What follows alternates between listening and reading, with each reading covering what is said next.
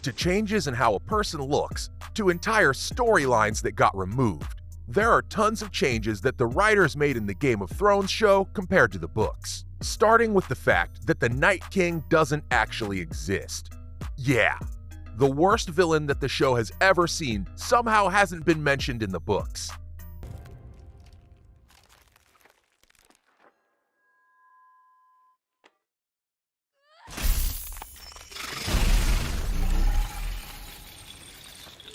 The White Walkers exist, sure, but there's no official king to them. Not just that, but they don't seem to be led by anyone in the books yet either. The closest thing to the Night King in the books is a character called the Night's King. But while they may sound similar, they're completely different people. For one, the Night's King is a mythical character that was once the Lord Commander of the Night's Watch. He was taken to the other side of the wall by a woman with bright blue eyes. And it's there that the two continued to lead the Night's Watch for over 13 years, though he was eventually defeated. All of this is super old though, so don't expect this Night's King guy to be turning into the Night King from the show. It's unclear just what kind of threat the White Walkers really are in the books. In the show, they turned out to just be cold zombies, with their head honcho literally having less personality than a plank of wood. So let's hope that George R.R. Martin has something more interesting planned for them. Plus, it's hard to talk about the biggest changes from the books to the show without mentioning this next thing. Of course, I'm talking about all of Dorne. Let's be real, the show did the entire Dorne storyline so dirty. As a fan of the books, I'm honestly embarrassed at the type of content the show went with. It takes the uniquely intricate political storyline from the books and turns it into a montage of people making the dumbest decisions. Unlike the show, Jaime and Bronn never actually go to Dorne to rescue Myrcella in the books. After all, what is this, James Bond? The Sand Snakes also don't intend to harm Myrcella. Instead, they want to crown her as queen in Dorne. But of course, there are issues. Doran stops them because he intends to support Daenerys instead. And he intends to use his son as a way of doing so by creating a marriage pact between the two. Despite their difference in opinions, Dorne is very much a strong player in the books. And the characters of this place wouldn't just go around killing their own family for no reason. They're unbowed, unbent, and unbroken for a reason. Speaking of storylines that have been entirely changed in the show, I've got to mention this next thing. It's the Greyjoy storyline. The show basically gave an abridged version of the Greyjoy plot from the books. The beginning is pretty similar. You have Balon Greyjoy mysteriously falling from a bridge during a storm and dying. But it's not immediately confirmed if Euron was behind this in the books. Though the show makes this fairly obvious, it leaves no room for imagination.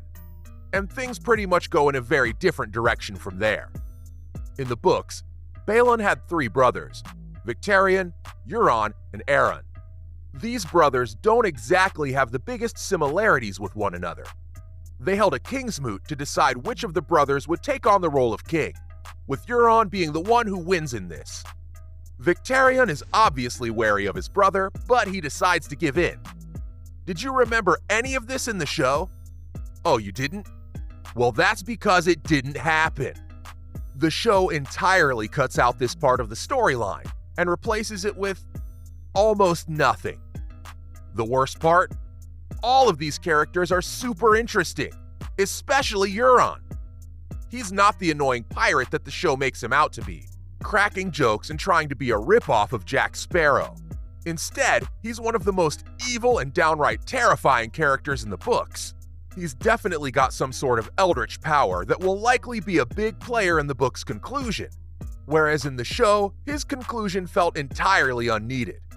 But that's just the way it goes sometimes, I guess. Though he's not the only character with a wildly different story in the show, because there's also Lady Stoneheart. This is another name you will have no idea of if you've only ever watched the show. So just who is she? She's an undead version of Catelyn Stark. Yes, I'm not kidding. You see, after Kate gets killed in the river, her body is found by Arya's direwolf, Nymeria. And later on, the Brotherhood without banners finds her corpse too. Caitlin ends up being resurrected by Beric Dondarrion, who trades his life for hers. He dies right then and there, unlike the show, where he survives all the way till the Battle of Winterfell. Kate does come back, but a part of her is forever changed. She's a much more vengeful person now and assumes the role of leader of the Brotherhood of Banners. With a new aim, she goes around hanging people from the Freys, Boltons, and Lannisters, even ones that had absolutely nothing to do with the Red Wedding. She's a much more interesting character than the show, that's for sure. George has stated that Lady Stoneheart will play a big role in the books moving forward. But just what exactly? Well, who knows? Though there's something else that's hugely different in the shows. Another big change is that there's another Targaryen in the books. Yeah, Dany isn't so important after all. This other Targaryen is known as Young Griff, and he's said to be the son of Rhaegar Targaryen. This makes him Dany's uncle and a direct rival for the throne. But here's where things get interesting.